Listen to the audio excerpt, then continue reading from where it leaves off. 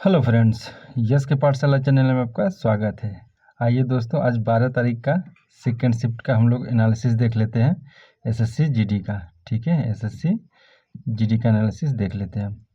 ठीक है, देखिए दोस्तों, थोड़ा सा टाइम लगता है, लेकिन मैं जो क्वेश्चन लाता हूँ पूरे के पूरे लगभग 20-25 क्वेश्चन, मतलब जितना जीएस का पूछता है अप्रॉक्स सब क्वेश्चन मैं करा देता हूँ। ठीक है, इतना यूट्यूब पर कोई नहीं कराता होगा पूरे यूट्यूब पे, इसलिए थोड़ा सा टाइम लगता है, पेशेंस रखिएगा। लेकिन मेरा वीडियो आता है पूरा कंप्लीट आता है।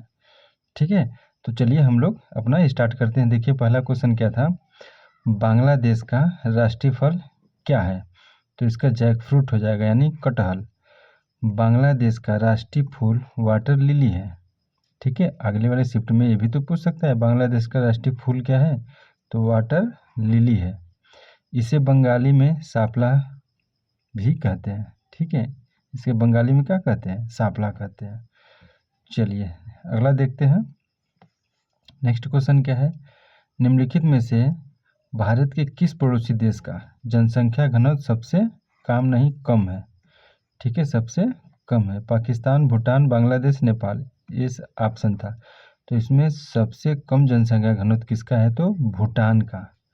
ठीक है, भारत के सूचीबद्ध पड़ोसी देशों में भूटान, पाकिस्तान, बांग्लादेश और नेपाल की तुलना में सबसे कम जनसंख्या घनत्व किसका है? तो भूटान का है। ठीक है, अगला देखते हैं।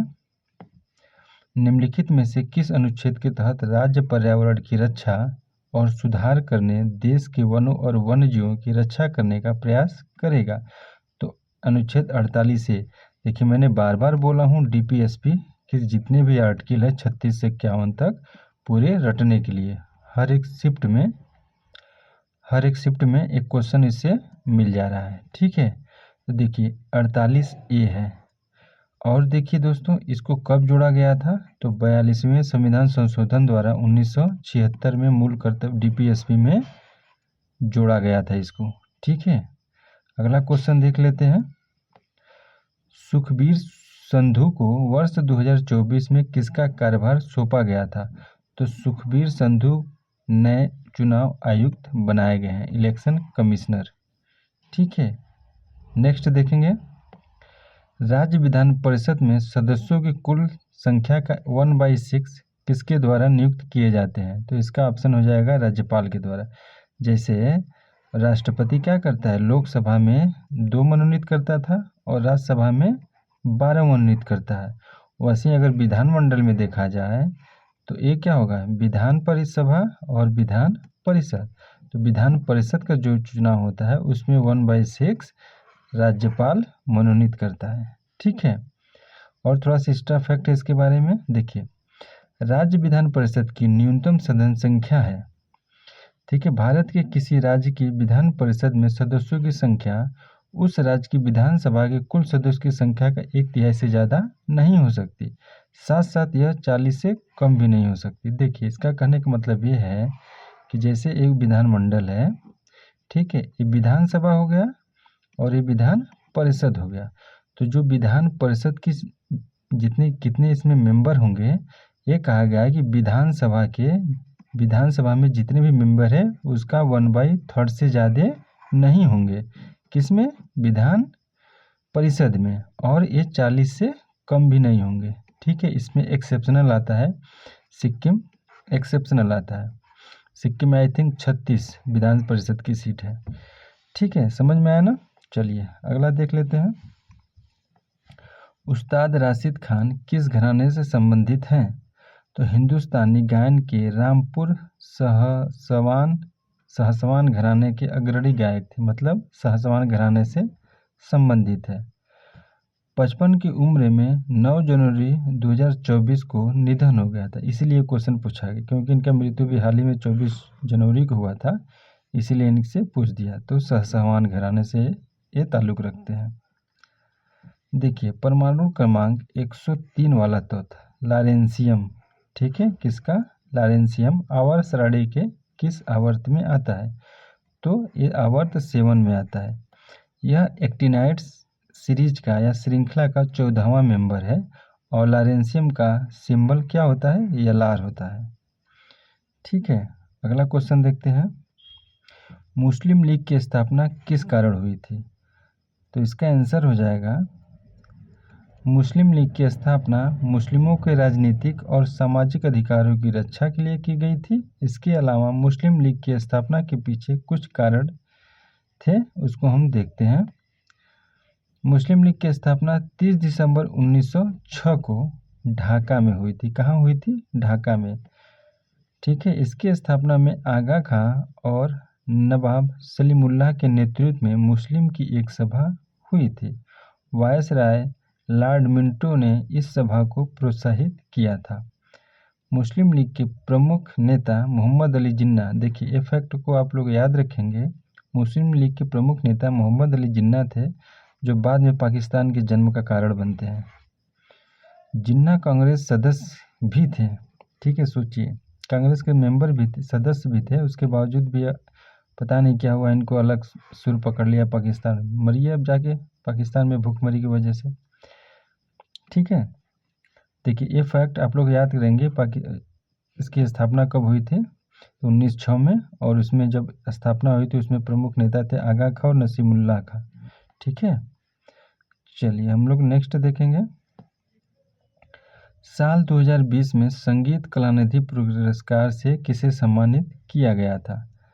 तो प्रसिद्ध गायक नेवली आर संधान गोपालन को कलानिधि पुरस्कार से सम्मानित किया गया था। निम्नलिखित में से कौन भारतीय अर्थव्यवस्था के प्राथमिक क्षेत्र के अंतर्गत आता है? आपको पता होगा कि जो भी भारतीय अर्थव्यवस्था अगर पढ़ेंगे इकोनॉमिक्स, तो इकोनॉमिक्स को 3 सेक्टर में बांटा गया है: प्राइमरी सेक्टर, सेकेंडरी सेक्टर और टर्सरी सेक्टर। प्राथमिक क्षेत्र में देखिए क्या क्या आता है: कृषि, वानिकी, खनन, मछली पकड़ना, डेयरी, पशुपालन, मुर्गी पालन, उत्खनन जैसी गतिविधियां आती हैं। किस में आती हैं? प्राइमरी सेक्टर में। और सेकेंडरी सेक्टर में क्या क्या आती हैं? द्वितीय क्षेत्र में कैसे उद्योग आते हैं: विनिर्माण, निर्माण उद्योग, ऊर्जा और उपयोगिताएं, औद्योगिक डिजाइन शामिल है। द्वितीय क्षेत्र को माध्यमिक क्षेत्र भी कहा जाता है। ये सब एक्स्ट्रा फैक्ट जो बताता हूँ आप लोग याद रखिएगा उस फैक्ट को। टर्सरी सेक्टर में क्या आता है? सेवा कर। ठीक है, जैसे वाणिज्य हो गया, बैंकिंग, बैंकिंग आपसे कुछ करता है, आपको सेवा देता है। परिवहन, जैसे आपको कहें कि हमको सामान लेके हमारा सामान लाद के हमारे घर पहुंचा दिए, क्या किया? आपका सेवा किया, उसका पैसा लिए। सबसे ज़्यादा प्रॉफिट इसी सेक्टर में होती है। जैसे डॉक्टर हुआ, ठीक है, डॉक्टर हुआ, आप क्या जाते हैं, आपको देखने के लिए 500 रुपया, उससे मिलने के लिए 500 रुपया लेता है। नर्स आपका दबाया, ठीक है, हाँ चलो ट्रीटमेंट लिख दिया, क्या किया? आपका सेवा किया, 1000 रुपया आपका बिल बना दिया। सबसे ज़्यादा प्रॉफिट इसी में होता है। व्यापार हो गया, वित्त हो गया, शिक्षा, स्वास्थ्य, ठीक है, सामाजिक कार्य जैसी गतिविधियां शामिल है। इसे सेवा क्षेत्र भी कहा जाता है। अगला क्वेश्चन देखेंगे, क्या आया था? वस्तुओं का निर्माण अर्थव्यवस्था के किस क्षेत्र में किया जाता है? मैंने अभी बताया था सेकेंडरी सेक्टर में। इस क्षेत्र में कच्चे माल का प्रोसेसिंग करके तैयार माल बनाया जाता है। इस क्षेत्र को औद्योगिक क्षेत्र भी कहा जाता है। नेक्स्ट देखेंगे, इनमें से कौन कथकली नृत्य से संबंधित नहीं है? तो ये वो लिस्ट है जो कथकली नृत्य से संबंधित है। जैसे पंकज जारदुस्का हो गया, सुनंदा नायर हो गया, गोपीनाथ हो गया, टी पडिक्कर हो गया, टी रामननी हो गया, चंगनूर रमन पिल्ले हो गया, कलापन कोपी हो गया। ठीक है, आपको ऑप्शन 4 दिया होगा, 3 तो इन्हीं में से होंगे, और जो चौथा क्या होगा? चौथा देखिए ये रहा होगा ऑप्शन, केलुचरण महापात्र।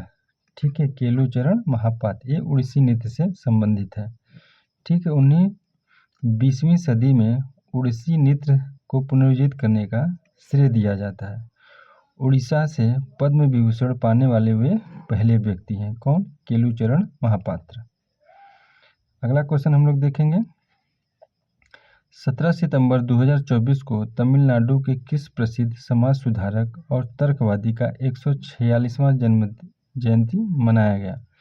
तो पेरियार ईवी रामास्वामी को।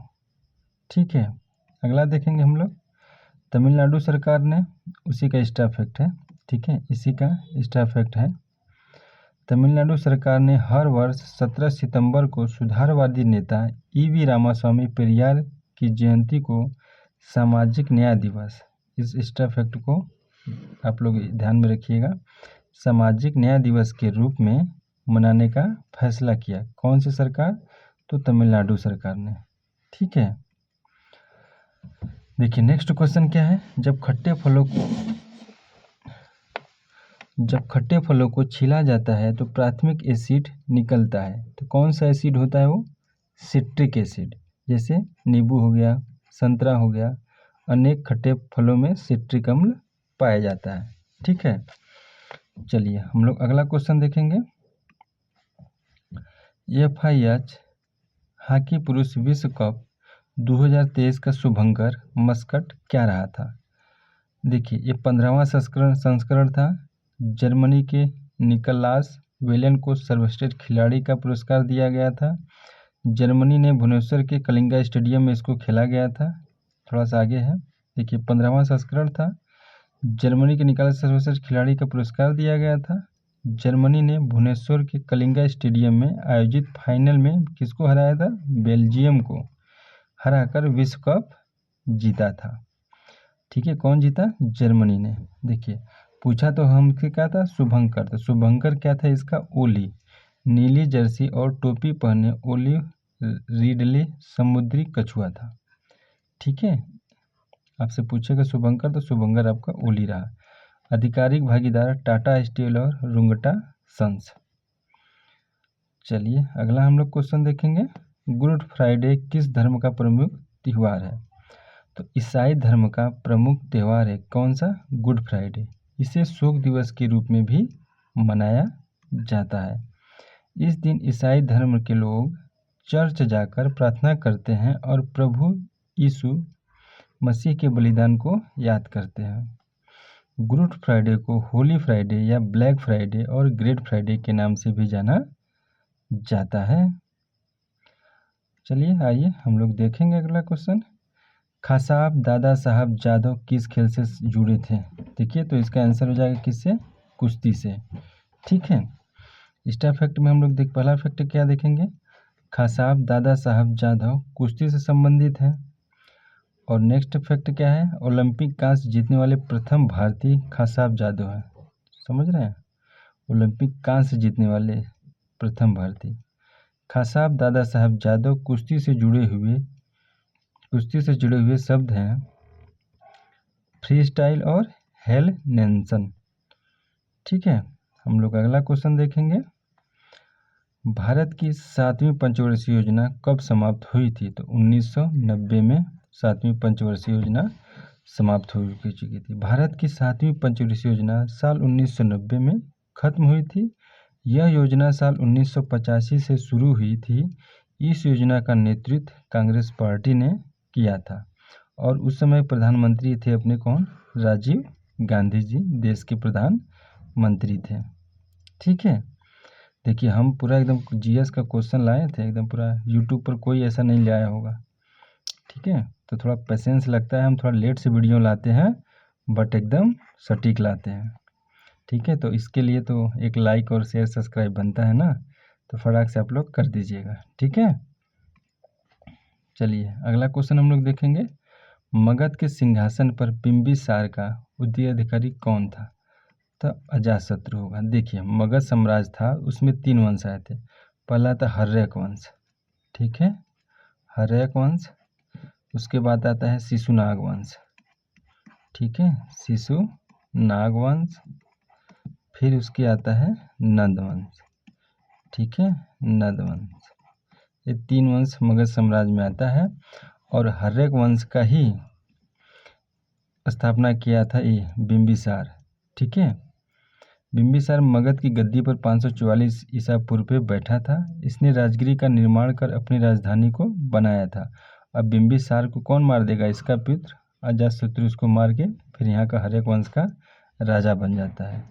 इसने चंडप्रद्योत अवंती का शासक था, वह सेवा में अपने राज्यवत जीवक को भेजा था। बिंबिसार की हत्या उसके पुत्र अजातशत्रु ने की थी।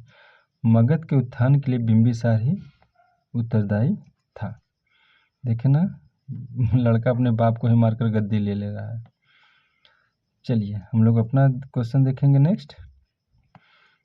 ओके, नेक्स्ट क्वेश्चन नहीं है, पूरा 20 क्वेश्चन, लगभग 20 या 21 क्वेश्चन हम लोग करा दिए हैं, पूरे के पूरे क्वेश्चन। ठीक है, देखिए जो कि एकदम 100% रियल और ऑथेंटिक है। ठीक है, आपके लिए इतना मेहनत कर रहा हूँ तो एक लाइक और शेयर सब्सक्राइब कर दीजिएगा। ठीक है, चलिए हम लोग फिर मिलेंगे कल की वीडियो में। तब तक आप लोग अपना ख्याल रखिएगा, पढ़ते रहिएगा, एकदम रिवाइज एकदम चाप के करिएगा।